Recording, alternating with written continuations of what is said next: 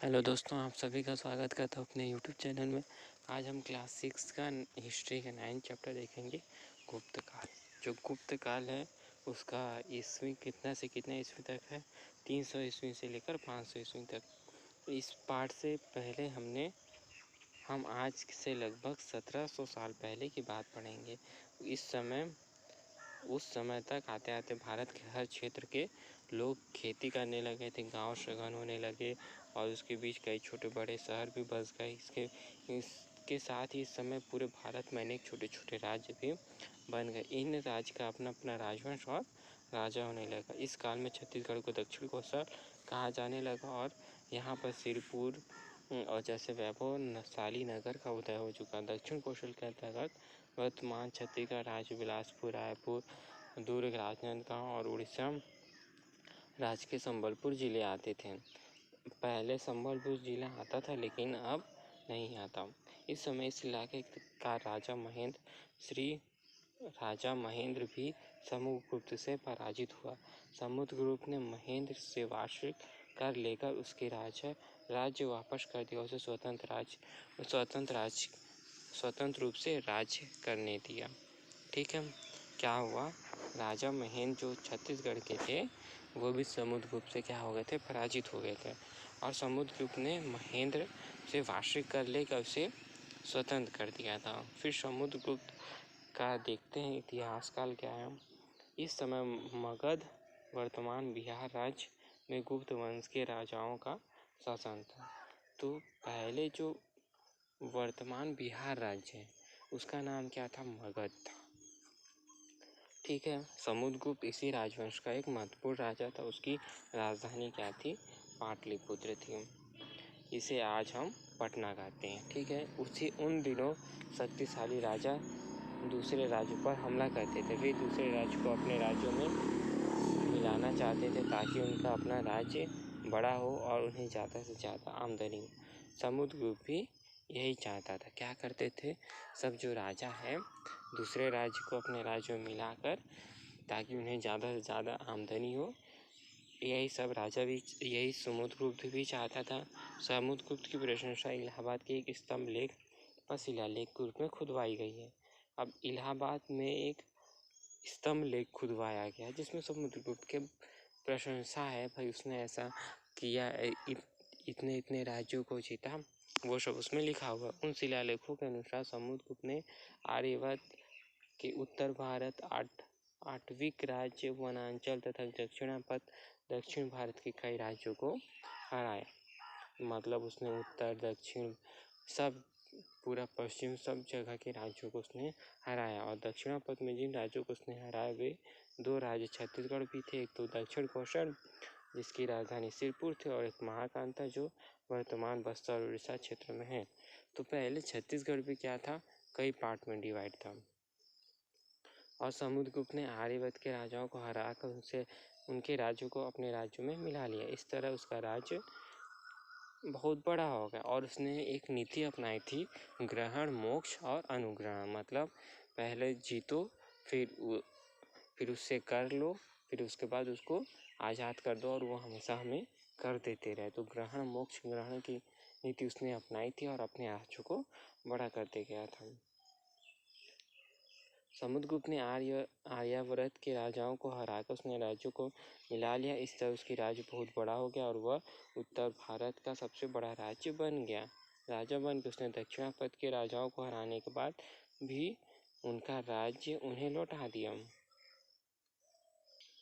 फिर ये जो मैप दिया हुआ है, तो यहाँ पे जो ये इतना इलाका है ये समुद्रगुप्त ने जीत लिया था। ठीक है, उसने बताया गया ये रहा पाटलिपुत्र, ये रहा उज्जैनी, ये वाराणसी, ये अयोध्या, ये मथुरा, दिल्ली, कुषाण, थानेश्वर, ये सब जो इलाका था अशमक, ये समुद्रगुप्त ने जीत लिया था। फिर समुद्रगुप्त न केवल योद्धा बल्कि वह कला प्रेमी भी था। उसके समय में ढाले गए सोने के कुछ सिक्के उसे वीणा बजाते हुए दिखाया गया। समुद्रगुप्त के बाद उसका बेटा चंद्रगुप्त विक्रमादित्य राजा बना। उसने भी उत्तर भारत में अपने राज्य का विस्तार किया और दक्षिण के कुछ महत्वपूर्ण राजाओं से दोस्ती की। उसका राज्य बंगाल से गुजरात तक फैला हुआ था। गुप्त राज्य कई प्रांत और मुक्ति में बटा हुआ था और हर एक प्रांत कई जिले में और या विषय में बटा हुआ था। इनका प्रशासन वही के स्थानीय लोग करते थे और राजा केवल कुछ महत्वपूर्ण बातों पर उन्हें आज्ञा देता था। गांव का प्रशासन गांव के महत्वपूर्ण लोग की सभा करती थी। इस प्रकार गुप्त साम्राज्य के प्रशासन में स्थानीय लोगों की अधिक भूमिका थी। अब तो यहाँ पे बताया गया है जो समुद्रगुप्त के जो सिक्के थे वहाँ पे वीणा बजाते हुए मिला गया। तो क्या था पहले के ज़माने में, मतलब जो भी राजा करता था तो या तो उसको सिक्के में ढाल दिया जाते थे, या तो शिलालेख, या तो ताम्रपत्र। तो कहीं ना कहीं उसका उल्लेख मिला है, तभी आज हम उनके बारे में जान पा रहे, नहीं तो हम उनके बारे में जान भी नहीं पाते। अब इन राजाओं के अतिरिक्त गुप्त वंश के कई अन्य महत्वपूर्ण राजा हुए, जैसे कुमारगुप्त, स्कंदगुप्त। इस वंश का लगभग शासन 500 ईस्वी तक चला। भारतीय विज्ञान, कला और धर्म की प्रगति के यह काल बहुत महत्वपूर्ण है।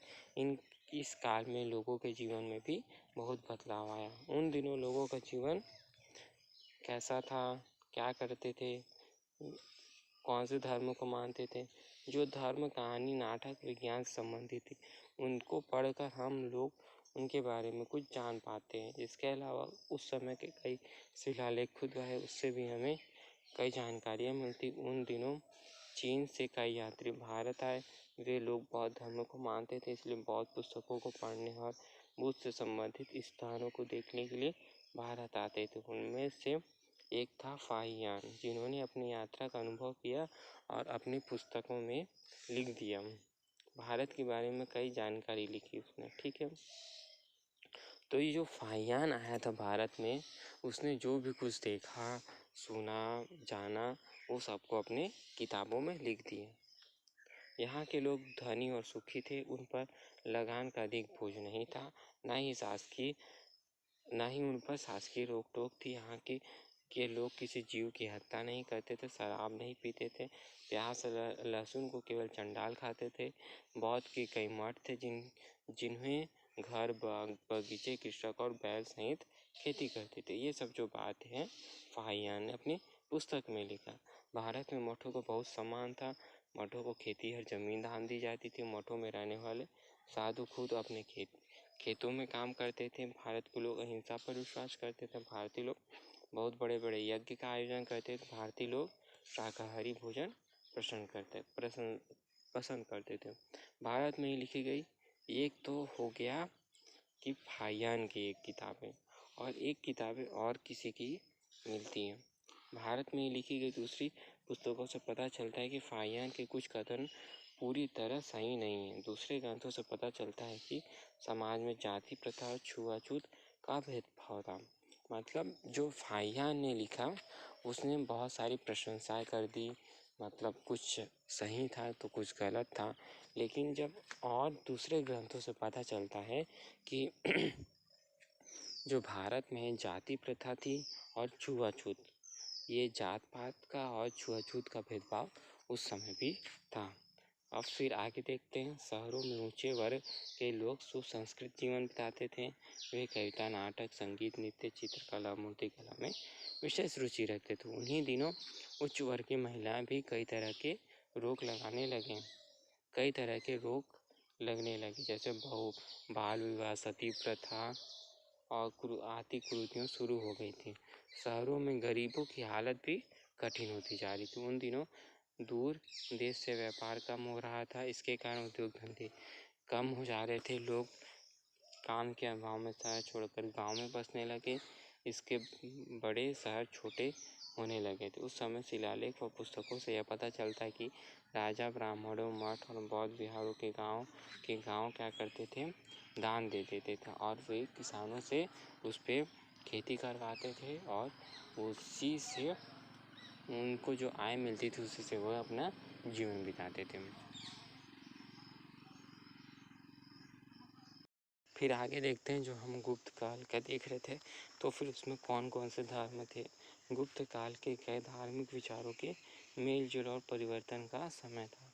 वैदिक धर्म ने बौद्ध व जैन धर्म की कई बातों को अपनाया। अब वैदिक धर्म में ही अहिंसा पर जोर दिया जाने लगा। वैदिक धर्म में कई छोटे संप्रदाय को अपनाया गया। शिव, देवी, विष्णु की पूजा।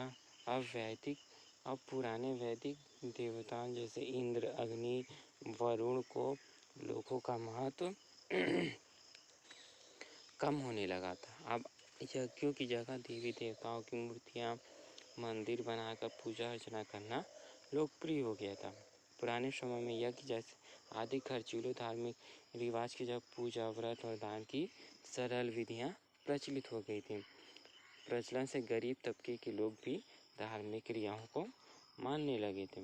गुप्त राजा खुद तो वैष्णव धर्म को मानते थे, किंतु उसके शासनकाल में सभी लोग अपना अपना धर्म मानने की स्वतंत्रता थी। अब विज्ञान के बारे में देखते हैं। जो खगोल शास्त्री और गणित के विद्वान आर्यभट्ट की रचना आर्यभट्टीय सिद्धांत थी। इसमें उन्होंने कई चीज़ के बारे में बताया, जैसे जटिल के जो गणितीय सवालों का निदान किया, उसका हल किया और बताया जो पृथ्वी है गेंद की तरह गोल है, अपनी धुरी पर घूमती है। आर्यभट्ट ने ये भी कहा कि पृथ्वी और चंद्रमा की परछाई के कारण होता है, ना ही राहु और केतु के निकलने से। इन बातों को उनके समय में कम लोगों ने ही स्वीकार किया। इस काल में एक और वैज्ञानिक थे, वराहमिहिर की जो रचनाएं थी, इन्होंने खगोल शास्त्र और फलित ज्योतिषी को जोड़ने का प्रयास किया। आधुनिक विज्ञान ने पृथ्वी के संबंध में जानकारी के लिए आर्यभट्ट को ही सही सिद्ध माना। वराहमिहिर और आर्यभट्ट ये दोनों की रचना थी, लेकिन जो आर्यभट्ट थे उन्हीं को सही माना गया। इस समय चिकित्सा, खासकर पशुओं की चिकित्सा और खेती के कई पुस्तक लिखी गई। अब साहित्य देखते हैं हम। गुप्त काल में संस्कृत भाषा को उच्च कोटि मानते थे, जैसे कालिदास, भारवी, शूद्रक, माघ इसी काल में हुए थे। कहा जाता है कि विष्णु शर्मा ने पंचतत्व की कहानियाँ लिखी, जिसमें नारायण पंडित ने हितोपदेश की रचना की। चंद्रगुप्त विक्रमादित्य का दरबार 9 रत्नों के लिए प्रसिद्ध था, मतलब 9 रत्न 9 लोगों की एक जो टीम थी वो फेमस थी। कालिदास की रचनाएं थी मेघदूत और कुमार संभव, और उनका अभिज्ञान संकुतलम नामक नाटक विश्व प्रसिद्ध था। इस समय के साहित्य के प्रमुख रूप से मनुष्य की भावनाओं और समस्याओं का व्यापक वर्णन किया गया। अब चित्रकला और वास्तुकला साहित्य और विज्ञान की तरह ही इस काल के विभिन्न प्रकार की कलाएं, जैसे चित्रकला, मूर्तिकला, वास्तुकला, ये सब क्षेत्र की प्रगति हुई। अजंता की गुफाओं के भित्तिचित्र इस युग की चित्रकला का सर्वोत्तम उदाहरण है। ये चित्र महात्मा बुद्ध के जीवन से संबंधित कहानियों पर आधारित है। ये इतनी कुशलता से बनाए गए हैं कि आज भी सजीव दिखाई देते हैं। चित्रकला के साथ साथ इस युग में अनेक मंदिर, गुफाएं, चैत्य विहार, स्तूप आदि भी बनाए गए। इस काल में मूर्तिकला के क्षेत्र में अच्छी प्रगति हुई। बड़ी संख्या विष्णु, शिव, बुद्ध और जैन तीर्थंकरों की मूर्तियां बनाई गई। इस समय की मूर्तियों में भावनाओं को व्यक्त करने की शुरुआत हुई। गुप्त राजाओं के समय में बड़ी संख्या में मंदिर, चैत्य विहार व स्तूप का बनाए गए। ये मंदिर ईंट और पत्थरों से बनाए जाते थे। कुछ बौद्ध विहार व मंदिर पहाड़ियों को काटकर बनाई गई गुफाओं के रूप में थे। सारनाथ में विशाल बौद्ध विहार बना। झांसी में स्थित देवगढ़ का दशावतार मंदिर, विदिशा स्थित उदयगिरी के पहाड़ी इसी समय में बना। कानपुर के पास भीतर गांव में बना विष्णु मंदिर संसार में ईंटों से बना सर्वाधिक पुरानी मूर्ति। अब छत्तीसगढ़ में गुप्त काल का क्या हुआ देखते हैं। छत्तीसगढ़ में गुप्त काल इसी तरह ईंटों से बनी वास्तुकला की एक अनुपम यहाँ है।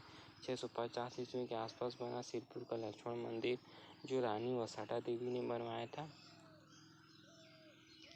यह रायपुर से 79 किलोमीटर की दूरी पर स्थित है। भीतर गांव के मंदिर के शिखर में काफ़ी मिलता जुलता है। भीतर गांव की तरह यहाँ भी ये सब बताया गया है। तो जो सिरपुर का मंदिर है, रानी वसाटा देवी ने अपने पति की यादों में बनवाया था।